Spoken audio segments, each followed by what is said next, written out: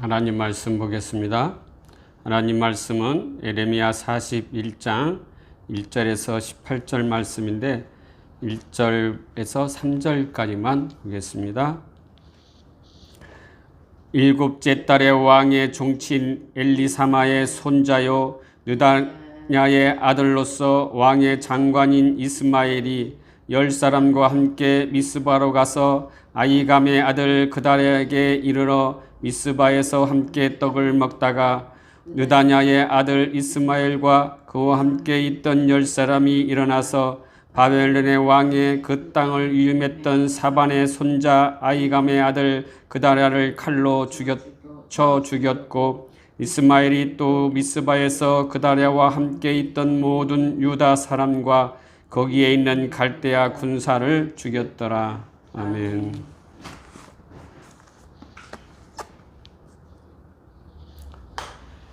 지난주에는 선택의 기로에 서서라는 제목으로 말씀을 나누었습니다.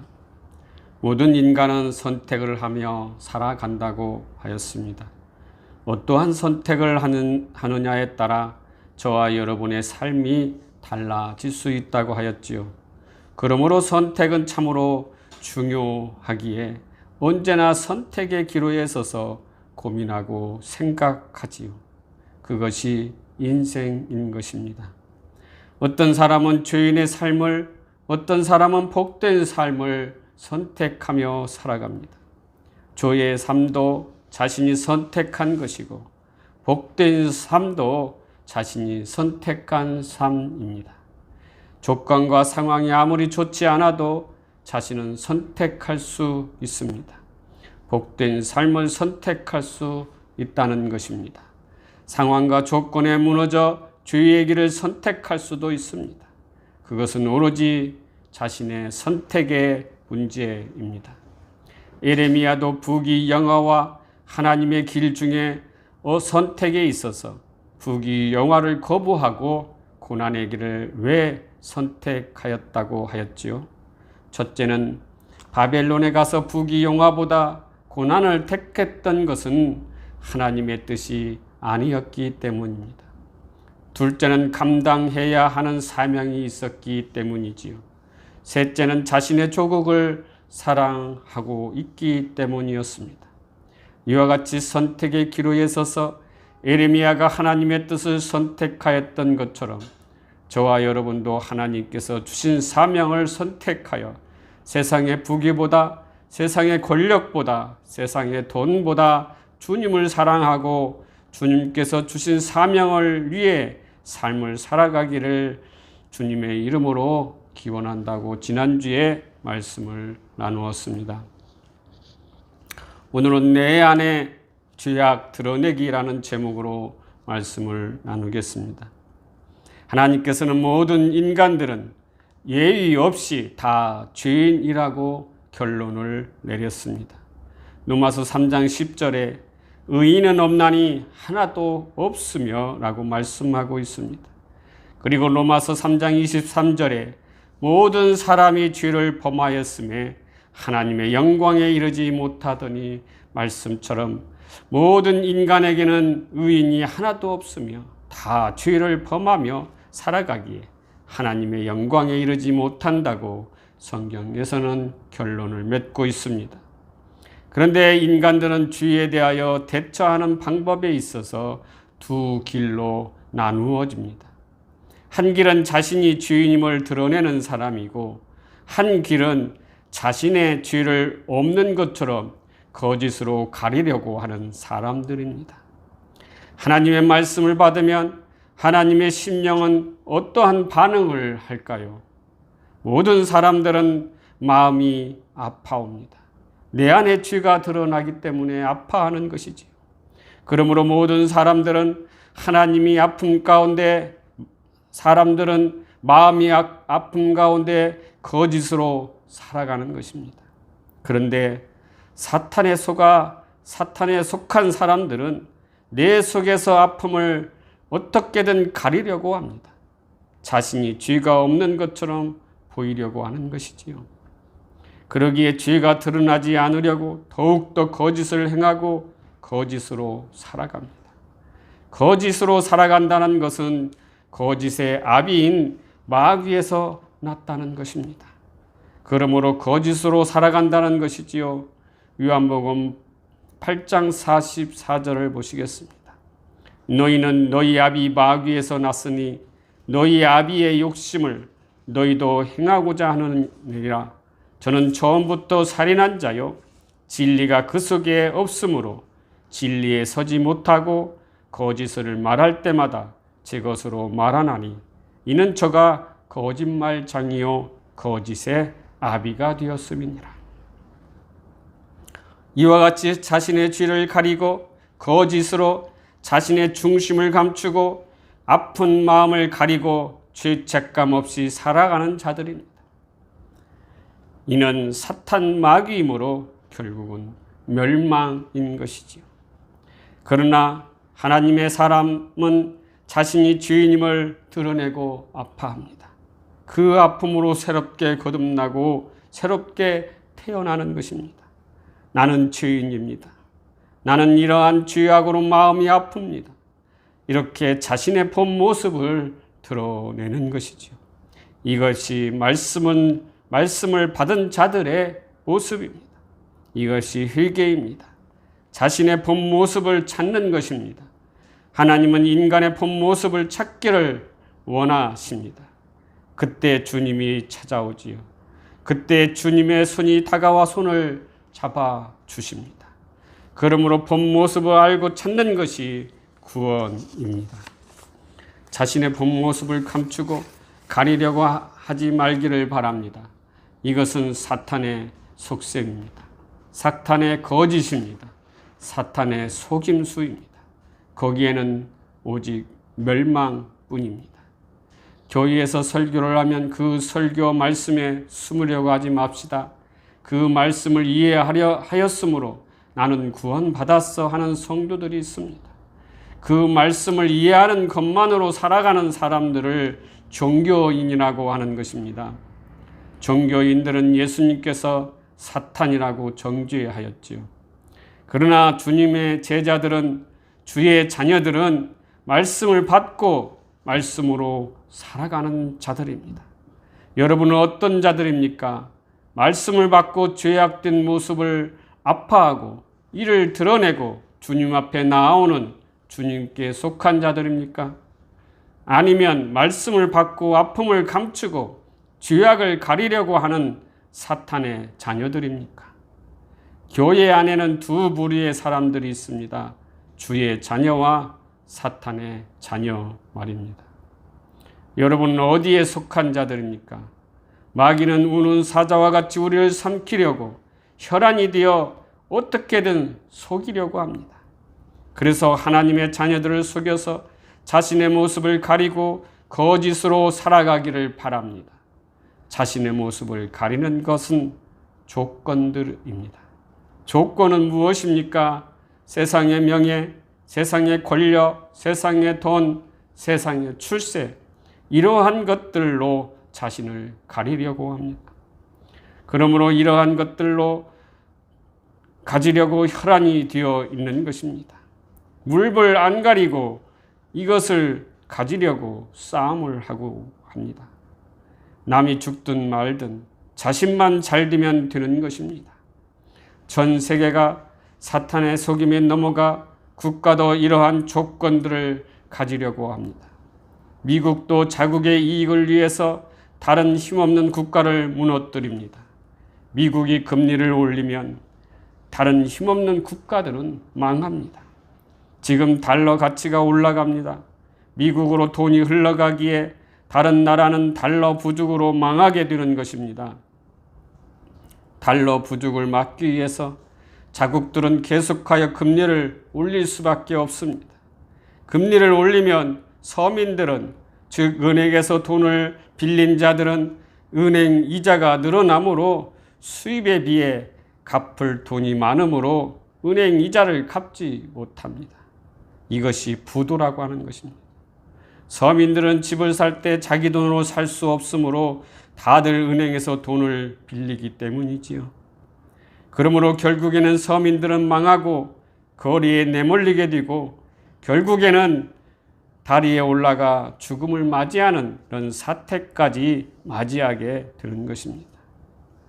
그러므로 사탄의 종은 자기 국가만 잘 살고 잘 먹고 자기 국가만 권력을 누리고 세계를 제패하려고 전쟁을 하고 하는 것입니다. 개인도 마찬가지입니다. 자기 자신만을 위해 명예, 권력, 돈, 출세 등을 행한다면 사탄의 종입니다. 그러나 하나님의 종은 함께함입니다. 임마누엘 함께함인 것이지요. 주님이 함께하심 같이 가족같이 함께하는 것입니다. 가족 중 한 사람이 아프면 같이 아파하는 것처럼 가족은 서로 돕고 서로 함께하는 것입니다. 그것이 하나님의 자녀요 백성이요 성도입니다. 오늘 본문 말씀은 BC 586년 바벨론의 공격으로 예루살렘이 정복되어 남유다 왕국은 패망하고 말았지요. 그러나 하나님께서는 당신의 백성들의 죄를 이처럼 징계하시는 가운데서도 그들을 완전히 버리시지는 않으셨습니다. 하나님께서는 바벨론의 포로로 잡혀간 그들을 보호하기도 하였습니다. 그리고 패망한 예루살렘에서도 백성들의 부흥을 할 수 있도록 허용하시기도 하였습니다. 남유다 왕국 말기에 신실했던 하나님의 종 사반의 손자요 아이감의 아들인 그다랴가 예루살렘의 총독으로 세워 예루살렘 재건을 위해 노력을 하게 합니다. 예루살렘 재건을 위해 힘쓰고 있는 그다랴를 왕족 이스마엘이 암몬 왕의 사주를 받아 그다랴를 암살하는 사건이 발생하므로 재건은 물거품이 되고 말았습니다. 이스마엘의 어리석고 경솔한 행동이 선민 이스라엘의 재건에 찬물을 끼얹고 말았던 것이지요. 이것은 하나님의 뜻을 거스리고 그다랴를 암살한 이스마엘의 행동은 자신의 죄악을 숨기려고 하는데 결국은 죄악이 드러나는 것을 볼 수 있었던 것입니다. 그러므로 죄라는 것의 속성을 본문을 통해서 살펴보면은 첫 번째로 죄는 결코 숨길 수 없고 드러나게 되어 있다는 것입니다. 사람들은 흔히 범죄하기 전에 그 범죄를 통하여 얻어질 달콤한 열매만을 보게 됩니다.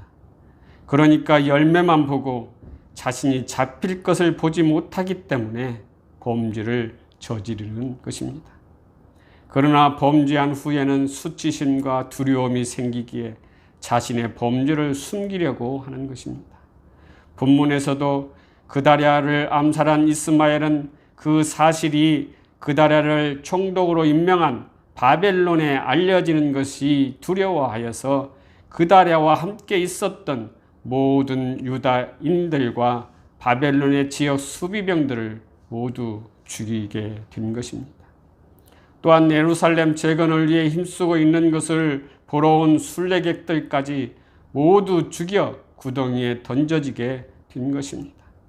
참으로 철저한 은폐로 숨기려고 하였던 것입니다. 하지만 이 모든 행위를 지켜보시는 하나님의 존재를 간과하고 말았던 것이지요. 죄악을 결코 용납하시지 않으시는 하나님께서 그냥 넘어가지 않으시고 심판하신다는 것을 알아야 합니다. 결국 이스마엘의 죄악이 만천하에 드러나고 군대 장관 요하난의 추격을 받게 되었던 것이지요. 사랑하는 성도 여러분, 죄는 반드시 드러나기에 죄악은 숨기려는 생각을 해서는 안 된다는 것입니다. 하나님은 우리의 머리털까지 세시며 땅끝 어디에 숨는다 하여도 다 아시는 하나님이시죠. 그러므로 우리의 죄악도 반드시 드러나기에 자신의 죄악을 내 안에서 드러내시기를 바랍니다. 그리고 회개하시고 주님께 돌아오시기를 간절히 바랍니다. 둘째는 죄는 숨기려 할 때 더 큰 죄를 짓게 되는 것입니다.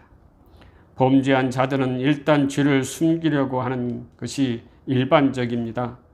그러나 죄를 숨기려고 하면 할수록 더욱 큰 죄를 저지르게 된다는 것입니다. 다윗 왕을 통해서도 볼 수 있지요. 그가 바세바의 범죄를 감추려고 충성스러운 그 바세바의 남편인 그 장수 우리아를 죽이기까지 하는데 더 큰 죄를 저지르게 된 것입니다. 본문에서도 이스마엘은 그다랴 한 사람을 죽인 죄를 숨기려고 그다랴와 함께 있던 많은 병사들과 수십 명의 순례객들마저 죽이는 악을 행하였던 것입니다. 이와 같이 죄를 짓고 회개하지 않고 자신의 죄를 숨기려고 한다면 이는 하나님께 거짓말하는 것이며 더 큰 죄를 저지르는 길이기에 작은 죄도 하나님 앞에 솔직히 드러내고 회개하는 저와 여러분이 되시기를 바랍니다. 세 번째는 죄악에는 반드시 하나님의 합당한 심판이 따릅니다. 이스마엘이 그다랴 암살 사건으로 드러난 또 한 가지 교훈은 범죄한 자는 반드시 그에 합당한 심판을 받게 된다는 진리입니다. 하나님은 공의로우신 하나님이십니다.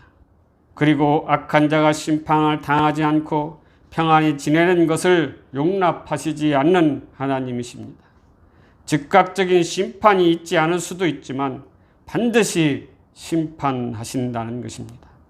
본문의 이스마엘도 자신의 범죄가 드러남으로써 사로잡혔던 백성들을 내버리고 암몬으로 도주해 버렸습니다.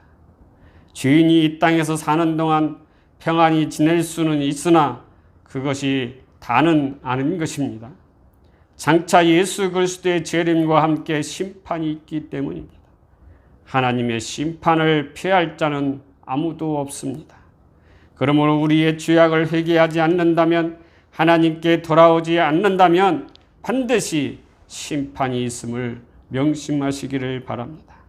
사랑하는 성도 여러분, 왕족이라는 오만함과 다른 사람의 선한 행위에 대한 시기심, 그리고 명예욕, 권력욕 등에 눈이 어두워서 하나님께서 세우신 그다랴를 살해한 이스마엘은 결국 철저한 실패를 거듭하고 원수의 나라인 암몬으로 피신하는 것, 치욕적인 것을 당하고 맙니다. 그러므로 우리가 진정 하나님의 절대 공의를 인정하고 하나님을 두려워하여 우리 자신의 모든 범죄 사실을 하나님께 숨김없이 드러내고 고백해야 한다는 것입니다. 그리고 회개하여야 하는 것입니다. 그래야 하나님의 은혜를 입을 수가 있습니다. 자신의 죄악을 숨기려고 하는 것, 그것은 사탄의 행위입니다. 저와 여러분은 내 안의 죄악을 숨김없이 드러내어 내 안에 죄악이 있다는 것을 아파해야 합니다. 그것이 주님의 사랑을 받는 비결이고 그것이 구원의 길임을 명심하시기를 주님의 이름으로 기원합니다. 아멘. 기도하시겠습니다.